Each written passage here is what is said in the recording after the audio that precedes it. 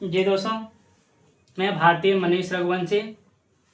मैं अपना एक छोटा सा चैनल क्रिएट किया हूँ। उसमें चैनल के माध्यम से आप लोगों को बताना चाहता हूँ कि यूपीएससी का प्रारंभिक परीक्षा आने वाला है। अब कुछ महीने बच गए, 2-3 महीने बच गए हैं।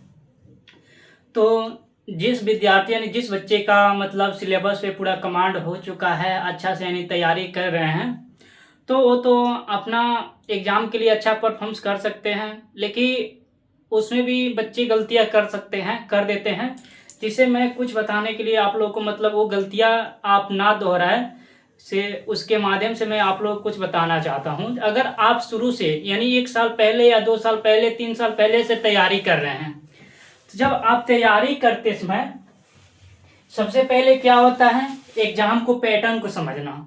जब एग्जाम के पैटर्न हम समझ लेते हैं तो हमारे दिमाग में एक बात हलचल आता है कि यूपीएससी जो एक संस्था है यानी बोर्ड है, वो किस लेवल का यानी प्रश्न पूछता है।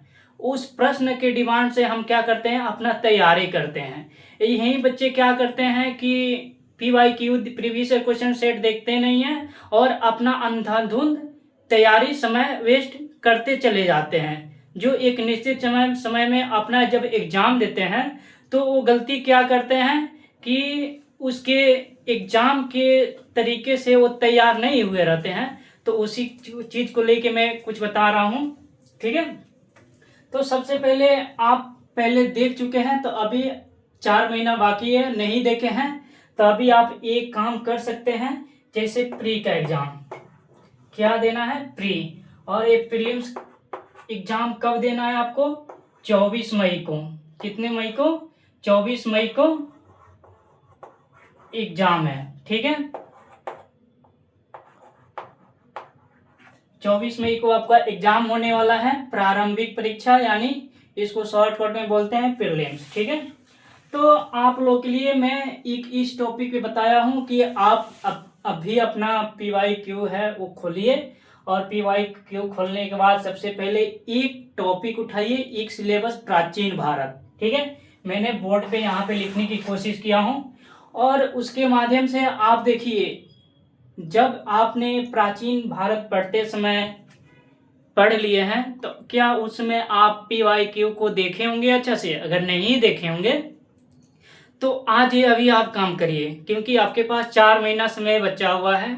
और आप अभी जो मेरे बताए हुए तरीके से आप करते चले जाएंगे तो हो सकता है कि आप यूपीएससी के एग्जाम जो प्रीलिम्स है उसको क्रैक कर लें, ठीक है।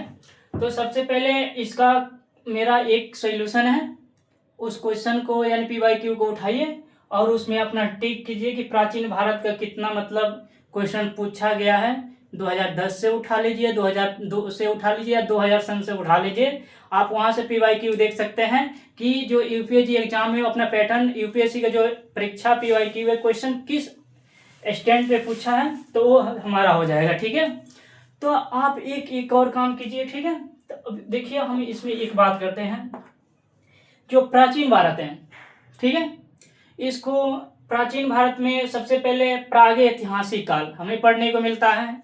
उसके बाद सिंधु सभ्यता यानी सिंधु घाटी सभ्यता, इंडस वैली सिविलाइजेशन। उसके बाद आता है वैदिक सभ्यता। वैदिक सभ्यता के बाद क्या आता है, तो आपका 16 महाजनपद का नहीं महाजनपद काल आता है। महाजनपद काल के बाद क्या आता है तुम्हारा, बौद्ध धर्म, जैन धर्म। तो ये सारी जो, उसके बाद जैन धर्म के बाद क्या आता है, मौर्योत्तर काल। नहीं, मौर्योत्तर काल नहीं, पहले मौर्य मौर्य वंश आएगा, ठीक है।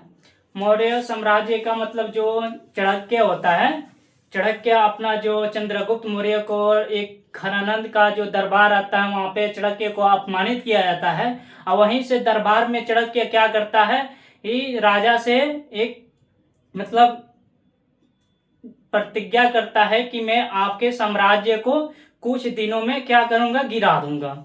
तो वहीं से जब चाणक्य निकलता है, तो चाणक्य निकला तो कहाँ जाता है, तो पाकिस्तान में क्या है, रावलपिंडी, वहां पे क्या है, तक्षशिला विश्वविद्यालय का वो एक क्या है, ये शिक्षक रह चुका था। तो वहां से एक छोटे से बच्चे को यानी चंद्रगुप्त मौर्य को लेके जाता है, वहां पे उसका अध्ययन सामग्री जो पाठ्य पुस्तक होती है उसको अच्छा से मतलब वो कराता है, राजनीतिक पाठ पढ़ाता है, और वहीं से आके क्या करता है, मगध साम्राज्य घनानंद के साम्राज्य पे क्या करता है, धावा कर देता है। ठीक है, तो हम ज़्यादा समय गंवाए हुए अब चलते हैं हम अपने टॉपिक पे। क्या किए, रोक दिए क्या? चलिए ठीक है, तो हम सबसे पहले क्या पढ़ने वाले हैं, प्राग्ञ ऐतिहासिक।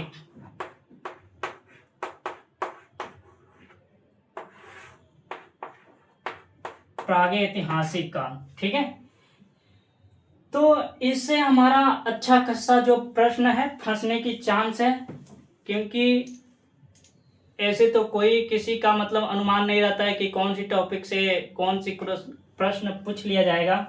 ठीक है, तो लेकिन अपना एक अनुभव बताया जाता है कि हाँ यहाँ से क्वेश्चन फंसने वाला है, कि यहाँ पे जो मानव का जीवन उत्पत्ति, मानव की उत्पत्ति हुआ था।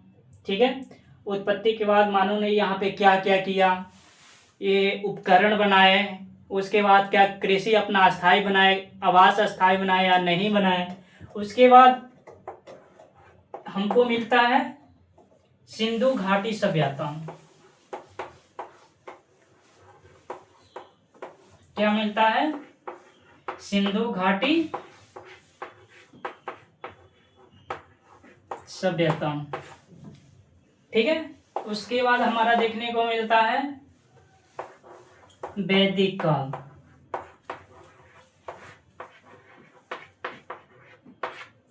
उसके बाद हमारा आता है महाजनपद काल।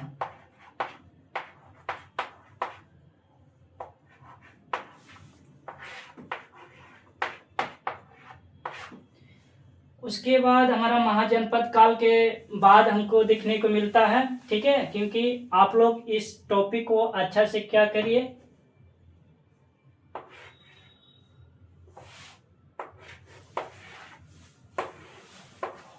आपने तो सारा टॉपिक 2 से 3 बार रिवीजन कर पढ़ लिए होंगे, तो आप एक यही काम कर सकते हैं कि ये जितने टॉपिक है, अभी मैं जो टॉपिक है इस पे सिलेबस का प्राचीन भारत का जो सिलेबस यानी टॉपिक है और मैं लिखने वाला हूं, लेकिन इसको मैं बता रहा हूं, ठीक है, कि आपका हर चैप्टर का एक शॉर्ट यानी कीवर्ड चाहिए, शॉर्ट नोट्स चाहिए। उस शॉर्ट नोट्स को यानी प्राचीन भारत को अगर आप बैठते हो तो वो प्राचीन भारत यानी पूरा जो प्राचीन भारत है आपको 3 घंटा में क्या होना चाहिए, पूरा रिवीजन हो जाना चाहिए। यानी पूरा टॉपिक, प्रागैतिहासिक काल हो गया, सिंधु सभ्यता काल हो गया, वैदिक काल हो गया, महाजनपद काल, मौर्य काल, एक गुप्त काल हो गया, ये सारे जो टॉपिक है आपका 3 घंटा में फटाफट रिवीजन हो जाना चाहिए। और ये ऐसे आप अपने पढ़ाई को मतलब बेस बना के चलिए कि हमारा ऐसा लगे कि जब हम कोई भी हम प्रश्न भी बनाए, सोल्व करें, तो हमको अच्छा खासा अनुभव भी होने लगता है कि हमारा यहाँ पे ज़्यादा सब्जेक्ट यानी पकड़, इस सब्जेक्ट पे ज़्यादा पकड़ बन गया है। तो लेकिन एक मैं ये बात ये भी कहना चाहूँगा कि बच्चा कितना यहीं पे गलती करता है कि जो सब्जेक्ट यानी जिस सिलेबस पे उसका पकड़ बन जाता है उसी सब्जेक्ट को बार बार पढ़ता रहता है। तो ये गलती आप लोगों को करने से बचना है।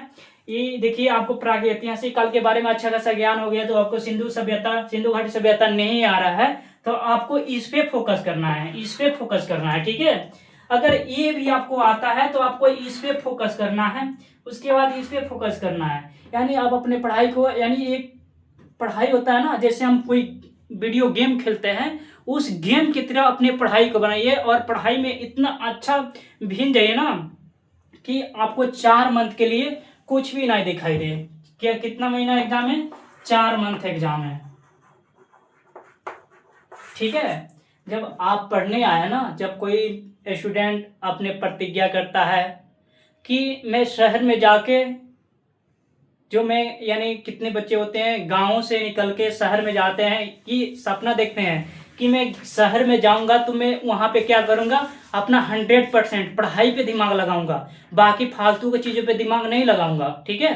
तो लोग यही क्या करते हैं, आते हैं उसके बाद यहाँ पे और बहुत बड़े सपने देखने लगते हैं। कभी नोएडा की हवा लग जाती है, कभी मुखर्जी की नगर की, मतलब यहाँ के आप लोग यहाँ के हवा समझ सकते हैं कौन सी हवा की मैं बात कर रहा हूँ। लेकिन उस हवा में बच्चे क्या बहने लगते हैं। तो आप लोग गांव से तो शपथ लेके आते हैं कि उनको शहर में जाके केवल हमको पढ़ाई करना है, फालतू चीज़ों पे हमको ध्यान नहीं देना है। तो वही चीज़ कितने बच्चे मिसअंडरस्टैंड करते हैं, लेकिन वो गलती से आप लोग को बचना चाहिए, ठीक है। और बचने के मतलब तभी आप ये यूपीएससी क्या है, अगर आप एक एग्जाम के लिए दो चीज पे ध्यान दे रहे हैं ना, तो आपके लिए एग्जाम नहीं बचा है। आपका ये एग्जाम 100% मांगता है। ये नहीं जो 50% इसको दे दिए, यूपीएससी को दे दिए, अब 50% किसी को बाबू सोना में लगा दिए। तो ऐसी वाली यहाँ पे मत मत करिए, ठीक है। आप अपने पढ़ाई पे अच्छा से फोकस बनाइए। आप अपने माता पिता के बहुत विश्वास के पात्र पे आए हैं शहर पे। आपके माता पिता बहुत कठिन परिश्रम से पैसा कमा करके, एक एक पैसा जुटा करके भेज रहे हैं आपके पास कि हमारा बेटा जो है या बेटी है वो पढ़ाई कर रहे हैं शहर में। हमारा जो मतलब आने वाला समय है एक दुखमय जीवन से खुशहाली जीवन में परिवर्तन हो जाएगा। क्यों?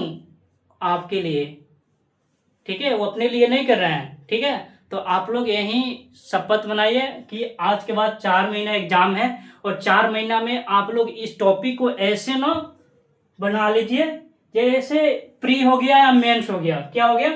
प्री हो गया या मेंस हो गया। देखिए मैं अगला वीडियो लेके आऊंगा जिसपे मेंस की चर्चा करूंगा, ठीक है। लेकिन अभी हमारा मूल काम है कि मैं बारी बारी से हर एक सब्जेक्ट पे मतलब डिस्कस कर दूं, ताकि बच्चा अपना गलती करने से बच जाए। उससे क्या क्या पढ़ना है, क्या क्या नहीं पढ़ना है, मैं नेक्स्ट वीडियो में चर्चा करूंगा, क्योंकि मैं अपना वीडियो ज़्यादा बड़ा नहीं करना चाहता हूं, ठीक है। इसी के लिए थैंक यू भाई।